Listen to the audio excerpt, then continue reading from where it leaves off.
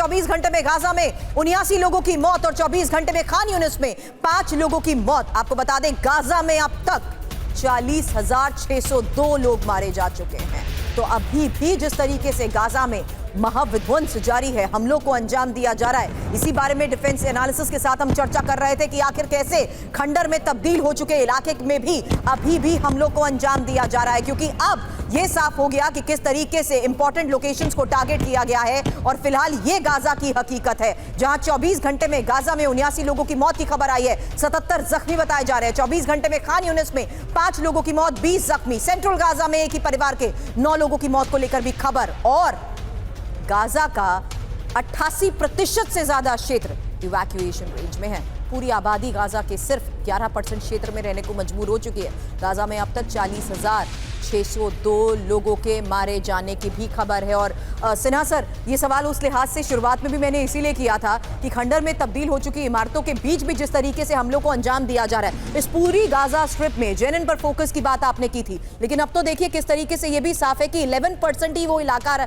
जहां पर लोग सुरक्षित किसी तरह से रह पा रहे हैं। तो दावा तो यही किया जाता है इन्हीं लोगों के बीच में हमास के लड़ाकों ने भी शरण ले रखी है। शुरू सही बता रही हैं आप। देखिए, यदि गाजा को आप देखिए तो total 41 kilometre bye exactly 6 to 12 kilometre. इस बीच में इरेज क्रॉसिंग से रफा तक देखेंगी, आपने कहा 86% उसमें कोई भी इलाका है जिसमें इनको कहते हैं। 11% जिसकी आप बात कर रही हैं वो इलाका वही है जो रिफ्यूजी कैंप है, जिसके ऊपर में उन्होंने कहा है कि आप रह सकते हैं। खास करके जो मरवाजी कैंप है या रफा के पास में तल अल सुल्तान कैंप है, ये 1-2 कैंपें हैं। इनको छोड़ने के बाद यदि आप सेंट्रल गाजा में जाइए तो एक जगह और है। इसके अलावा उन जगहों में आप देखिए 88% में, और इनको 24 आवर्स का भी समय घटा करके अब इन्होंने 12 घंटे का कर दिया है। और कल जो हुआ है वो 6 घंटे का समय देते हैं कि आप वहां से निकलिए। तो जब तक कोई कहीं पहुंचता है उसके बाद हो जाती है। बात यह है कि पूरे हमास के लड़ाके हैं। आपने अभी खबर दिखाई थी कि किस तरह से उनके गाड़ियों के ऊपर टारगेट, अब पिन पॉइंट टारगेटेड अटैक है, क्योंकि उनके जितने भी आप टनल्स को जब बर्बाद कर रहे हैं तो वो ऊपर आ रहे हैं। अब उनके पास में जो AI बेस्ड उनका जो सर्वेलेंस सिस्टम है, जो कि फेस को रिकॉग्नाइज करता है, तो एब्सोल्युटली वो ऑटोमेटिक है। कोई नहीं कि मिशन कोई उन्होंने जनरेट करते हैं, वो ऑटोमेटिकली फायर करते हैं उस इलाके में और उसके बाद उसको बर्बाद कर देते हैं। तो ये जो चीजें हैं ये चलती रहेंगी। अभी जो सबसे बड़ा गाजा स्ट्रिप के सुरभी जो मसला है वो फिलफेडिया कॉरिडोर का है। फिलफेडिया कॉरिडोर के ऊपर में इवन इजिप्ट नहीं मानता, क्योंकि वो अभी बंद हो गया। पूरा का पूरा ये जो पूरा कॉरिडोर है 41 किलोमीटर का, और भाई ज्यादा नहीं है 12 किलोमीटर, ये पूरे के पूरे ये आपके इजराइल के अब ये कहेंगे अंदर आ जाएगा, एक तरह का पूरा कंट्रोल हो जाएगा और हमास वहां से कुछ नहीं कर पाएगा।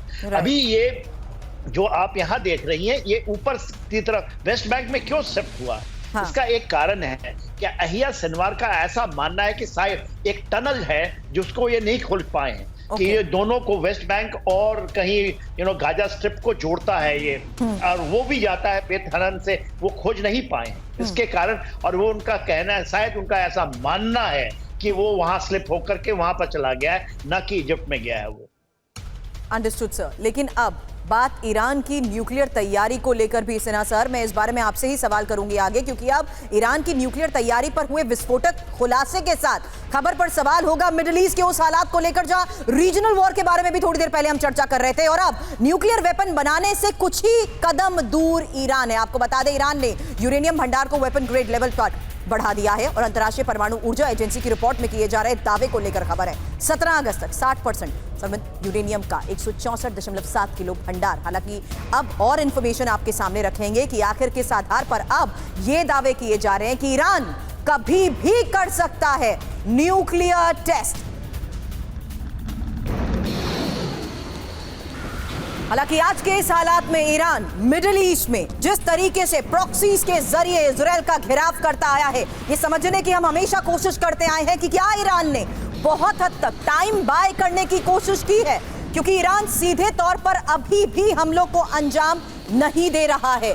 और जिस तरीके से हुथी, हमास और हिजबुल्लाह के जरिए अग्रेसिव अटैक्स को अंजाम दिया जा रहा है, आज ये खबर आई है कि ईरान अब कभी भी न्यूक्लियर टेस्ट कर सकता है। इजरायल को न्यूक्लियर टेस्ट से जवाब देने की तैयारी में है ईरान और न्यूक्लियर पावर देश बनने से चंद कदम की दूरी पर ईरान को लेकर है रिपोर्ट। ईरान की न्यूक्लियर तैयारी पर अब अंतर्राष्ट्रीय परमाणु ऊर्जा एजेंसी की तरफ से दावा किया जा रहा है। 17 अगस्त तक 60% संवर्धित यूरेनियम का 164.7 किलो भंडार और मई में IAEA की पिछली रिपोर्ट के बाद से 22.6 किलो की ये वृद्धि है।